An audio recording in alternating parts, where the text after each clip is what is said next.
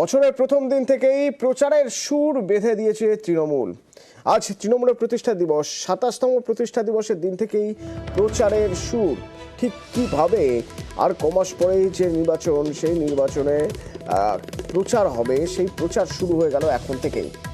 আবির প্রতিনিধি আমার সঙ্গে রয়েছেন। আবির, কি সেই প্রচারের থিম, অর্থাৎ কিভাবে এগোতে হবে, কিভাবে জনসংযোগ করতে হবে, কি গাইডলাইন দেওয়া? এবার রাজনৈতিক মহলের ধারণাই হচ্ছে যে ফেব্রুয়ারি মাসের তৃতীয় সপ্তাহে নির্বাচন ঘোষণা করে দেওয়া হতে পারে। ফলে সেই অর্থে দাঁড়িয়ে সমস্ত রাজনৈতিক দলের কাছে হাতে আর ৪০-৪৫ দিন বাকি রয়েছে এবং এই গোটা অধ্যায়কে জনসংযোগের ক্ষেত্রে সমস্ত রাজনৈতিক দলই ব্যবহার করতে শুরু করেছে। ব্যতিক্রম নয় তৃণমূল কংগ্রেস। আজকে তৃণমূল কংগ্রেসের প্রতিষ্ঠা দিবস এবং প্রতিষ্ঠা দিবসের দিন থেকে একদম জনসংযোগ কর্মসূচিতে নেমে পড়ছে হচ্ছে তৃণমূল।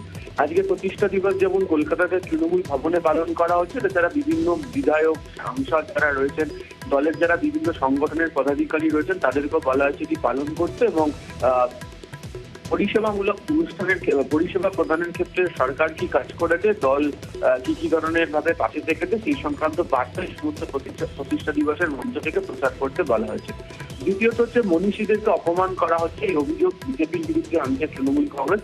তুমি জানো যে অমিত শাহের সফরের দিনই হচ্ছে কলকাতার রাস্তা, রাজ্যের বিভিন্ন জায়গাতে বিবেকানন্দের ছবি এবং ফুটবল নিয়ে তারা প্রচার করতে নেমেছিল, মিছিল করেছিল। ১২ই জানুয়ারি স্বামী বিবেকানন্দের জন্মদিনের অনুষ্ঠান, ২৩শে জানুয়ারি নেতাজির জন্মজয়ন্তীর অনুষ্ঠান, এই ধরনের অনুষ্ঠানের দিনগুলোকে তারা ব্যবহার করবেন মনীষীদের প্রতিকৃতির সামনে। তাদের যে তাদের যে কর্মসূচি সেখানে চলবে এবং এক্ষেত্রে অভিযোগ হচ্ছে যে বিজেপি মনীষীদেরকে সম্মান দেখায় না, সেই অবস্থাকে সামনে রাখবে। তৃতীয়ত হচ্ছে যে কেন্দ্রীয় প্রকল্পের বঞ্চনা ইস্যুতে গ্রামে গ্রামে ঢালাও প্রচার করতে বলা হয়েছে, লাগাতার প্রচার করে যেতে বলা হয়েছে। আজ থেকেই প্রতিষ্ঠা দিবসের দিন থেকেই লাগাতার কর্মসূচি তৃণমূল কংগ্রেসের তরফ থেকে গ্রহণ করা হবে। ধন্যবাদ। আজকে মমতা বন্দ্যোপাধ্যায়ের কাছে প্রতিজ্ঞাবদ্ধ হচ্ছি ২০২৪ সালে মানুষের পাশে থেকে আমরা আরো নিজেদেরকে নিবেদিত করব, মানুষের পাশে থেকে